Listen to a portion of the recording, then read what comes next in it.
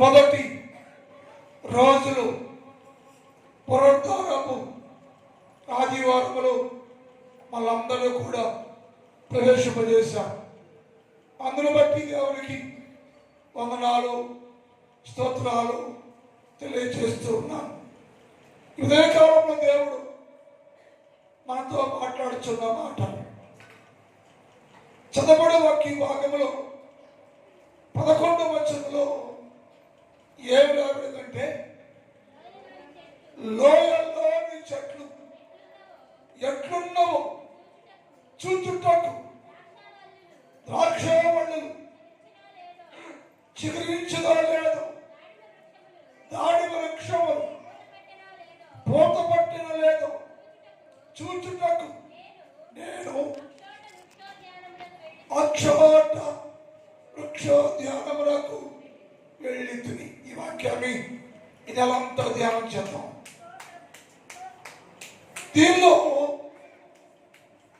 యోధా సంఘం,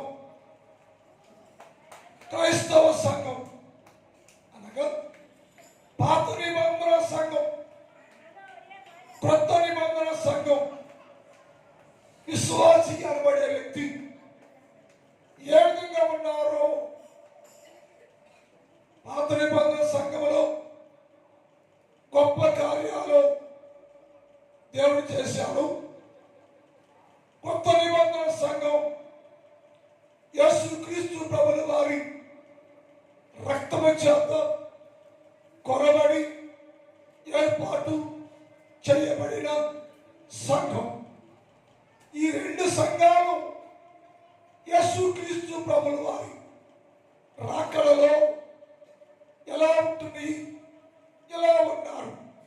అయితే ఇక్కడ ఈరోజు మనం లోయలోని చెట్లు ఎలా ఉన్నాయో చూడాలి అనుకునే సమయం.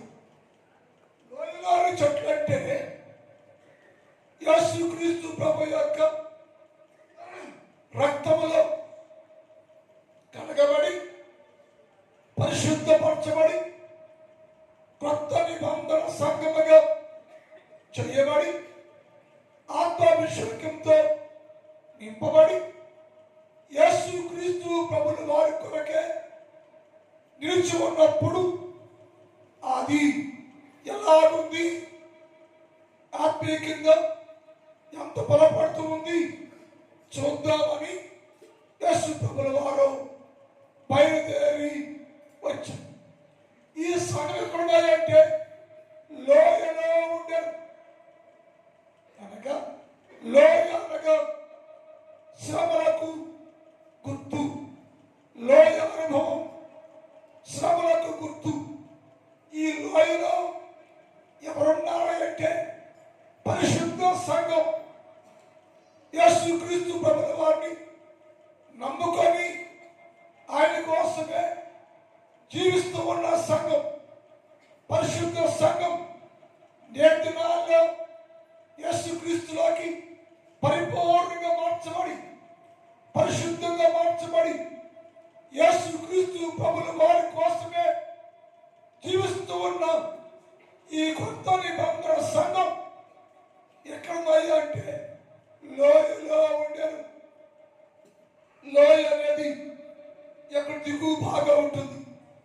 ఆ పక్క ఈ పక్క రెండు కొండలు ఉంటాయి. దానిలోకి సూర్యకాంతి సరిగా రాదు, గాలి సరిగా రాదు, ప్రశాంత వాతావరణం ఉండదు. అక్కడికి ఏ ప్రశాంతత ఉండదు. దాని మధ్యలో పరిశుద్ధ సంఘముది. అనగా అలాంటి శ్రమల శోధనల కాలంలో సంఘం ఉండే. ఈ దినాల్లో పరిశుద్ధ సంఘము ఎక్కడ ఉందంటే లోయలో ఉండేది. లోయ అనుభవంలో ఉండరు. అంటే సంఘము శ్రమలు శోధనలు కష్టాలు అనుభవిస్తూ ఉంది, సహిస్తూ ఉంది, భరిస్తూ ఉంది. ఈ శ్రమలో భరిస్తూ కూడా తనకున్న పరిశుద్ధ జీవితాన్ని కోల్పోకుండా వచ్చిన లోయ అనుభవాన్ని కలిగి ఉన్నా సరే, లోయలో శ్రమ ఆవరించినా సరే, తనకు కలిగిన పరిశుద్ధత, పవిత్రత, ప్రార్థన జీవితాన్ని కోల్పోకుండా యేసుక్రీస్తు ప్రభుల వారి కోసం లోయ అనుభవంలో సహిస్తూ, భరిస్తూ, ఓర్చుకుంటూ అన్ని శ్రమలు కలిగి జీవిస్తున్నది క్రైస్తవ పరిశుద్ధ సంఘం. యేసన్నాడు, నా కొరకే లోకంలో నుంచి వేరు చేయబడి నా కొరకే జీవిస్తూ ఉన్న, నా రక్తములో కడగబడిన పరిశుద్ధ సంఘం లోయ అనబడే అనుభవంలో ఉంది. ఎలా ఉంది? జారిపోయిందా? పడిపోయిందా? శ్రమలోనే ఉందా? శ్రమలో చికిస్తూ ఉందా? శ్రమలో ఫలిస్తూ ఉందా?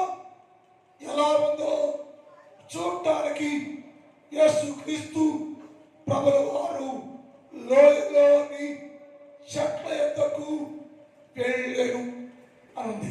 అంటే యేసయ్య పరిశుద్ధ సంఘం ఎలా ఉంది? శ్రమ రాగానే జారిపోయిందా? శోధన రాగానే జారిపోయిందా?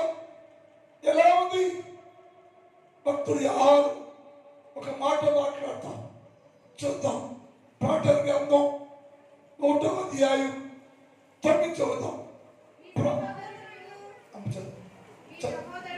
నీ సహోదరుడు యేసుని బట్టి, గమనించండి, నీ సహోదరుడు అంటే యేసుక్రీస్తు ప్రభువుని ధరించుకున్నవాడను, యేసుక్రీస్తు ప్రభుని ఎరిగిన వాడను, యేసుక్రీస్తు ప్రభు కోసం మార్చబడ్డవాడను, యేసుక్రీస్తు ప్రభు యొక్క రక్తములో కడగబడిన వాడను. నీ సహోదరుడు యేసుక్రీస్తుని బట్టి నాకు అనేక శ్రమలు. ఎందుకయ్యా? నన్ను బట్టి కాదు,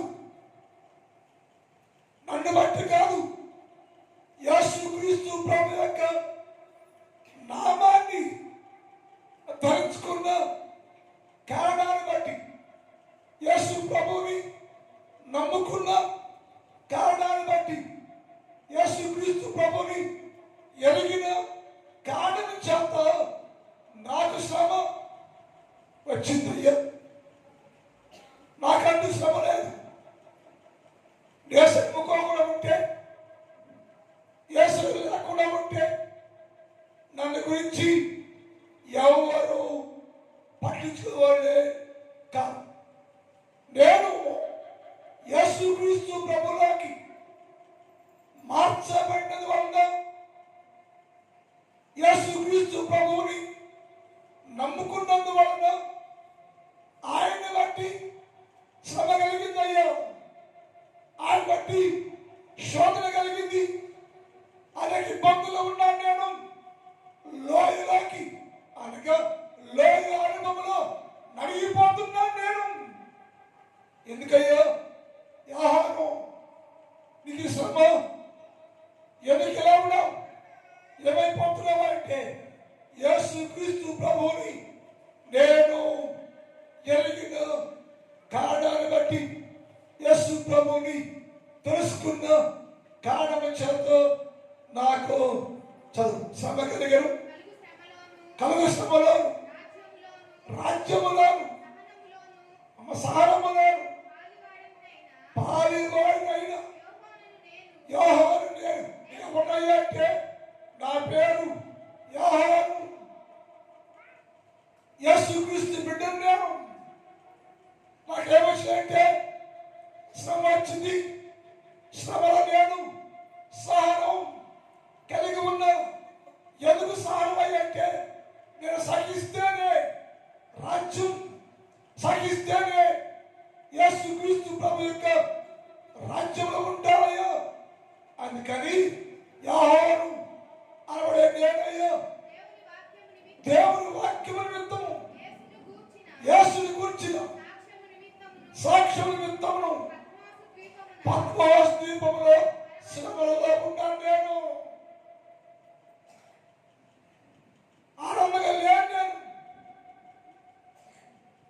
సంతోషం లేను నేను. ఎలా ఉన్నావయ్యా అంటే అంటాడు, శ్రమల్లో కూడా, పద్మాస్ దీపంలో కూడా, నేను శ్రమలు నడుస్తూ కూడా ఆనందం, మహా సంతోషాన్ని కలిగి ఉన్నాను. ఎక్కడయ్యా? పద్మాసు దీవిలో, లోయ అనుభవంలో, లోయలో జీవిస్తున్నాను నేను. నూరుకొండ వేశాను, శ్రమ కోస్తున్నాడు, శ్రమ హింసించాడు, శ్రమ. ఎందుకయ్యా? నీ వాక్యం, యేసుక్రీస్తు వాక్యం నిమిత్తము, వాక్యాన్ని ఎరిగినందువలన, వాక్యాన్ని నమ్మినందువలన, యేసుక్రీస్తు ప్రభుని పరిపూర్ణంగా ఎరిగినందువలన, యేసుక్రీస్తు ప్రభు కొరకు నాకున్నవాన్ని వదిలేసి, యేసే దేవుడు, యేసే రక్షకుడు, యేసే నా జీవం, యేసే నా ప్రాణం అని ఆయన కోసం నేను నిలిచిన కారణం చేత వాక్యము నిమిత్తము నాకు శ్రమ. ఎలాంటి శ్రమ అంటే పద్మాస్ దీవిలో పరవాసిగా నేను నిలిచి ఉన్నాను. శోధన కాలంలో శ్రమలో ఉన్నాను. అయినా సరే చిగురిస్తూ ఉన్నా, ఫలిస్తూ ఉన్నా, ఫలవంతంగా ఉన్నా. ఈ మాట మాట్లాడినప్పుడు యోహాను భక్తుడు సంతోషంగా లేడు, ఆనందంగా లేడు. పంచవర్ష ప్రమాణాలు బోధన చేయటంలో ప్రతి క్షణము శ్రమే, శోధనే, బాధలే, హింసే ఆహారంగా భుజిస్తూ అన్ని వచ్చినా సరే, ఏ దేవుణ్ణి ఎరిగాడో, ఏ దేవుణ్ణి నమ్మాడో, ఆయన నాకున్నాడు అని ఆయన కొరకు లోయ అనుభవంలో, శ్రమల కొలుములో, పద్మాస్ దీవిలో నలిగిపోతూ ఉంటే వారిని చూడటానికి నా యేసు లోయలోకి వచ్చాను. నీవు కూడా అలాంటి అనుభవంలో ఉంటే యేసయ్య రాజ్యం, నీవు కూడా యేసయ్య కోసం శ్రమను కలిగి శ్రమలో ఉంటే, చిగురిస్తూ ఉంటే, పుష్పిస్తూ ఉంటే, యేసయ్య నువ్వు చూడవస్తే, చూడటానికి వస్తే, ఆయన వచ్చి చూచినప్పుడు శ్రమలో కలుగులో కరిగిపోతుంటే, అవమానాల్లో నలిగిపోతుంటే, హింసల్లో పొంగిపోతుంటే, నా దేవుడు నీకు దేవుని రాజ్యములో స్థలము ఇచ్చుటకు ఆయన వచ్చి నిన్ను చూస్తూ ఉండెను. ఆ మాటనని లోయలో చెట్లు ఎట్లున్నవో అంటే, చెట్టు మనిషికి గుర్తు, లోయ శ్రమలకు గుర్తు. ఈ శ్రమల లోయలో యేసుక్రీస్తు ప్రభుని ఎరిగిన వారు, నమ్ముకున్నవారు, పరిశుద్ధ సంఘం నలిగిపోయిందా, నలిగిపోతూ ఎండిపోయిందా, చిగురించిందా,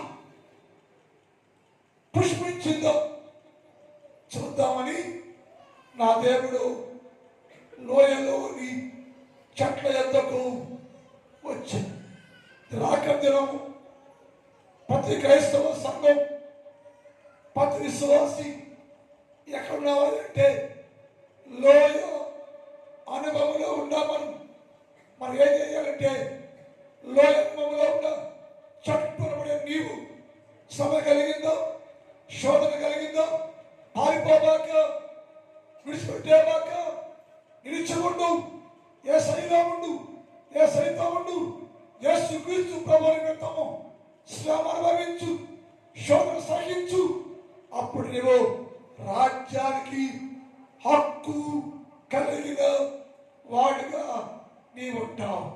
కానీ క్రైస్తవ సంఘం ఎలా ఉన్నాయంటే, లోయ రాగానే, లోయ అనుభవం రాగానే శ్రమ అనుభవం రాగానే యేసు ప్రభుల వారిని విడిచిపెట్టేసి వదిలేసి పారిపోయి మరలా లోకములో కలిసిపోతున్నట్టుగా క్రైస్తవ సంఘం ఉంటుంది. అది నిజమైన సంఘం కాదు. యేసయ్య వచ్చావో, యేసయ్యకు వచ్చావో, నింద వచ్చిందో, అవమానం వచ్చిందో, శోధ వచ్చిందో, నిలబడు. క్రీస్తు కోసం నిలబడు, యేసయ్య కోసం నిలబడు, వాక్యం కోసం నిలబడు. యాహోవాలాగా పద్మాద్వీపులో శ్రమల కొలువులో నిలిచి ఉండు. నా దేవుడు సంపూర్ణమైన దేవుని రాజ్య సంబంధిగా నిన్ను హెచ్చించునుగాక, దీవించునుగాక, దేవుని రాజ్య సంబంధిగా నిన్ను నిలబట్టునుగాక. అందుకని యేసు ప్రభుల వారు లోయలోని చెట్లు ఎట్లున్నవో చూచుటకు వచ్చారు. అదే ప్రకటన 3:10, ప్రకటన 3:10. నీవు నా ఓర్పు విషయమై, నీవు నా ఓర్పు విషయమైన వాక్యమును గైకొంటివి గనుక ఊరి వాసులను రాబో శోధన కాలంలో నేను కాపాడుతా. ఎక్కడ లోయ అనుభవంలో వచ్చేసావు నువ్వు. ఎందుకయ్యా? వాక్యం ఉంది, నా వాక్యము నిమిత్తం వాక్యం కనుకొని వాక్యానుసారి తెలుస్తున్నా కాబట్టి లోకమంతా నీకు వచ్చే శ్రమ నీకు రాబోతుంది, వచ్చింది. అయినా సరే ధైర్యం వహించు. నీ కాపాడుతాను, బలపరుస్తాను, నీ చేపట్టుకున్నాను నేను. ఎక్కడయ్యా? నువ్వు లోయలో ఉంటే, శ్రమలో ఉంటే వాక్యం అడిగా కాబట్టి, నా గురించి ఉన్నా కాబట్టి, నా కుమారుడు కాబట్టి పడిపోనివ్వను, కాలిపోనివ్వను. నిన్ను కాపాడుతాను నేను, కనికరిస్తాను నేను. నీ చేతిని పట్టుకోవడానికి నేను బయలుదేరి నీ యొక్క వచ్చేసానయ్యా. నా కుమారుడు, నా వాక్యం కోసం నిలబడ్డావు కదా, నా వాక్యాన్ని అంగీకరించావు కదా, నా కోసం నిలిచి ఉన్నావు కదా. నీకు శ్రమ వచ్చిందా, అవమానం వచ్చిందా, శోధ వచ్చిందా? భయపడబాక, ధైర్యంగా ఉండు. నేను నిన్ను కాపాడటానికి, కాపాడి కనికరించి ఆ శోధన నీకే హాని చేయకుండా ఉండులాగున నేను బయలుదేరి నీ వద్దకు వచ్చాను. నేను అంటే యేసుక్రీస్తు ప్రభుని నిజంగా ఎరిగిన వారికి ఈ ధైర్యం, ఈ అభయం, ఈ ధైర్యం ఉంటుంది.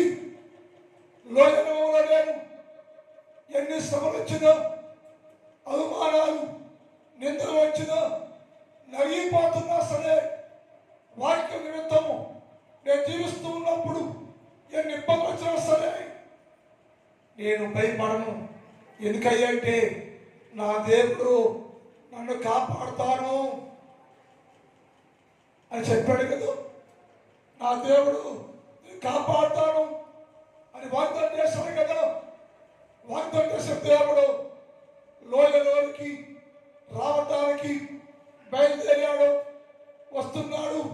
వచ్చి నా ఆత్మీయ జీవితాన్ని, నా విశ్వాసాన్ని, నలిగిపోతున్న నా స్థితిని చూచి కనికరించి కరుణించి లోయలో ఉన్న నిన్ను రాజ్యవారసులుగా చేయటానికి ఆయన లోయలోని చెట్ల యొద్దకు బయలుదేరి వచ్చి నిన్ను కాపాడుచున్నాడు.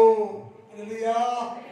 నా దేవుని శక్తి, నా దేవుని ప్రభావం యేసు వారిని మనుషులు వేయచ్చు, యేసు వారిని తండ్రి వదిలేయచ్చు. నేను ప్రేమించే దేవుడు, నీకోసం ప్రాణం పెట్టే దేవుడు, ఆయన కోసం పడ్డావు కాబట్టి ఆయన నీకు అండ, కొండ, ఆశ్రయ, దుర్గము. నా దేవుడు ప్రతిరోజు నిన్ను కాపు చేస్తూ కాలిపోకుండా కరిగిపోకుండా శోధన కాలంలో లోయ అనుభవాలను తప్పించి రాజ్యంలో ఉంచాట. బైబిల్ ఒక మాట 1వ పేతురు పత్రిక 5వ అధ్యాయం 1 చదువుతాం. ఎవరంటైనా తోటి విశ్వాసిని అయినా నేను క్రీస్తు శ్రమలను గురించిన సాక్షిని బయలుపరచబడబో మహిమను పాలువాడైన నేను అమ్మా నీలోని పెద్దలను ఎందుకయ్యా విశ్వాసులారా వినండి, సహోదరులారా వినండి. నేను కూడా మీలో ఒకరిని. మీకంటే ముందు నేను క్రీస్తు నమ్ముకున్నా, వాక్యం కలిగి ఉన్నా. వాక్యం కలిగినందుకు శ్రమ వచ్చింది, కానీ ఆ శ్రమలో నేను మహిమను చూస్తున్నానయ్యా. దేవుని మహిమ పొందుతున్నాను నేను. నాలాగున్నాను మీరు అని శ్రమలో ఉన్న పేతురు సాక్షిస్తున్నాడు. అయ్యో మీలో ఒకరు నేను, మీ సహోదరుడు నేను, మీకంటే ముందు నేను యేసుక్రీస్తు ప్రభువులోకి వచ్చాను. వచ్చినందుకయ్యో తల్ల కిందులుగా సిలువేశాను, చంపేశాను. శోధన వచ్చింది, అయినా సరే ఈ శోధన, ఈ శ్రమ, ఆ లోయ అనుభవం నన్ను దేవుని మహిమలోకి మార్చేసింది, మహిమలోకి హెచ్చించింది.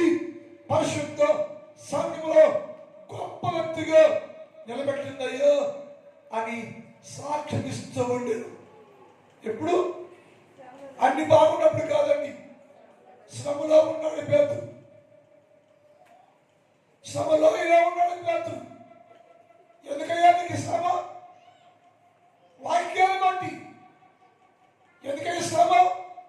క్రీస్తు యేసు ప్రభుని ఎరిగినందుకు. నాకు శ్రమ వస్తే నేను చెడిపోనా? దేవుని మహిమలోకి మార్చబడ్డాను నేను అని అనేకులకు పేతురు సాక్ష్యాన్ని తెలియజేస్తున్నాడండి.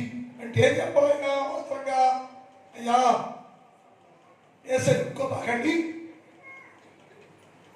శ్రమలు వస్తాయి, శోధనలు వస్తాయి.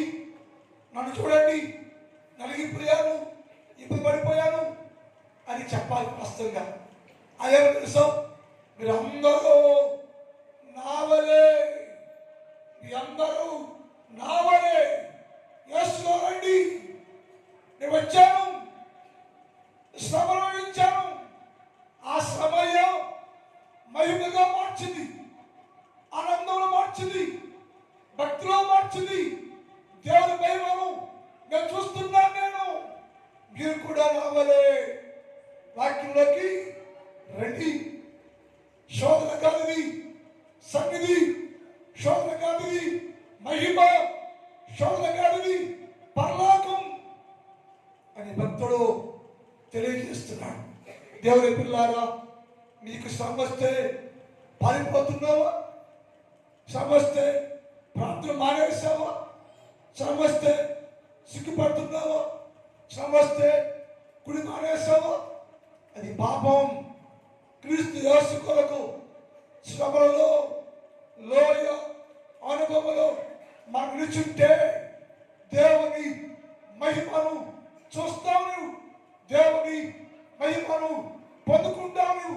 అటు మహిమలో ముందుకు సాగిపోవటానికే యేసు ప్రభువు అన్నాడు, ఎవరైతే నా కొరకు లోయ అనుభవంలో ఉన్నారో, శ్రమలో ఉన్నారో, ఆ చెట్లు అనబడే విశ్వాసిని దర్శించి చూచి వారి సహనాన్ని పరీక్షించి వారిని కాపాడి నా రాజ్యంలో తీసుకెళ్ళడానికి నేను చెట్లు ఎదుకు వచ్చానయ్యా.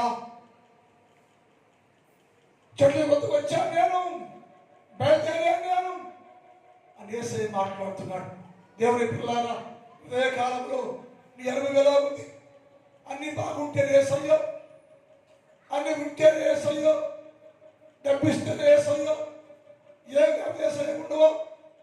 ఇంక చాలా మంది యేసయ్య లేకుండానే, వాక్యం లేకుండానే గుడికెళ్తే అవమానము, నింద, శ్రమ, వేదన అనుకుంటున్నామేమో.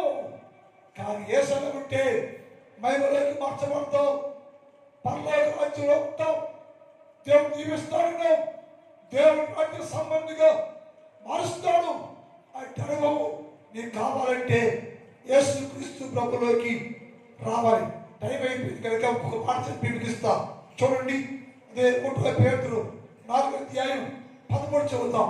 1 పేతురు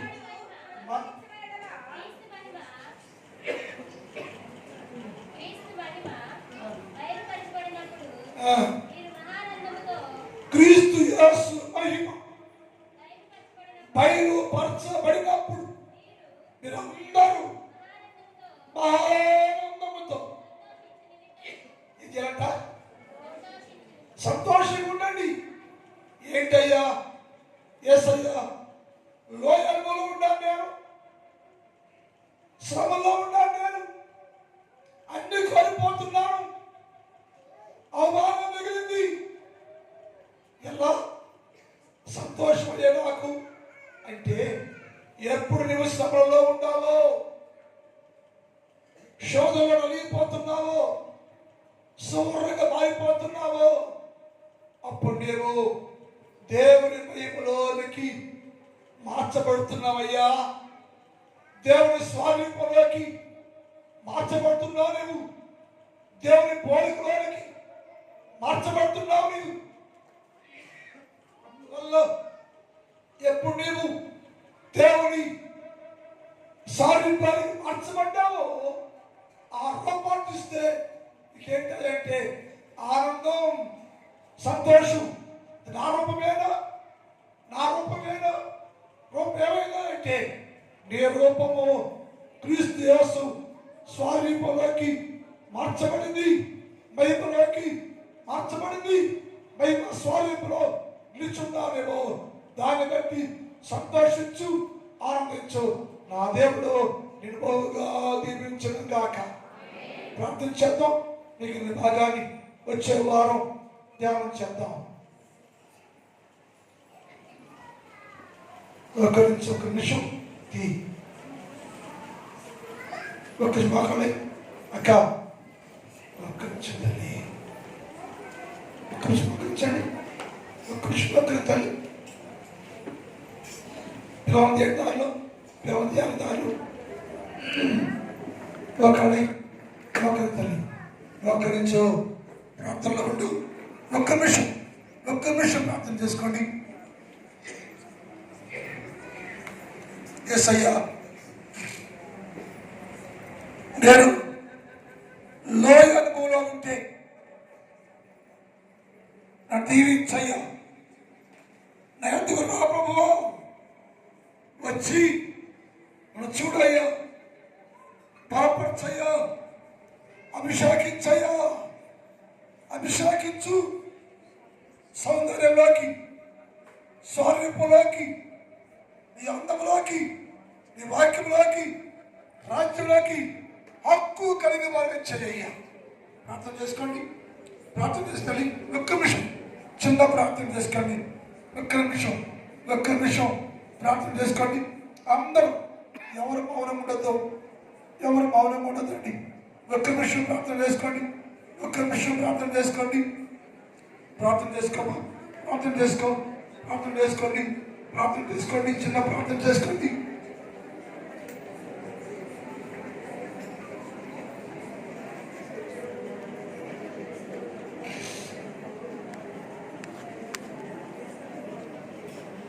నా తండ్రి, ఉదయకాలంలో మీరు మాతో సూటిగా మాట్లాడారు. యేసుక్రీస్తు కలిగిన పరిశుద్ధ సంఘం శ్రమలో ఉంటే ఆ సంఘాన్ని దర్శించి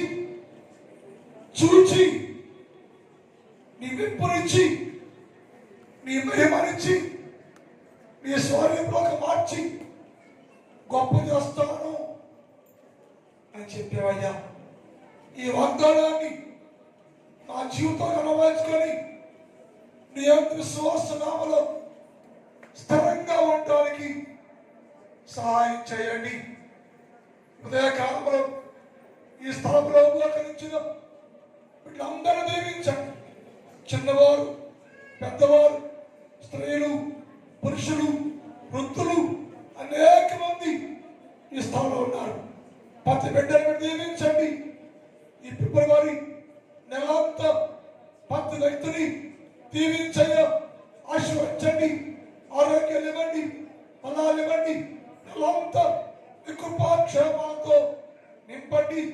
ఎవరికి ఏది కావాలో, ఏ మేలు కావాలో, ఏ సహాయం కావాలో అన్వేషించండి. అలాగే ప్రభా నా సంఘాన్ని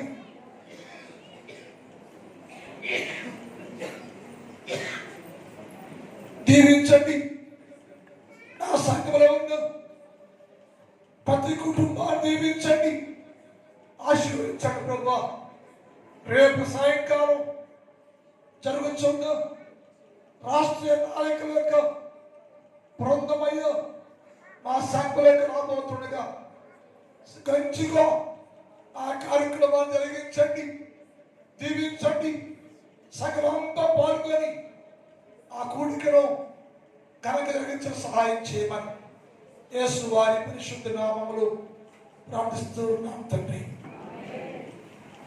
కూర్చోండి. సంగతులండి 16 ఇక్కడ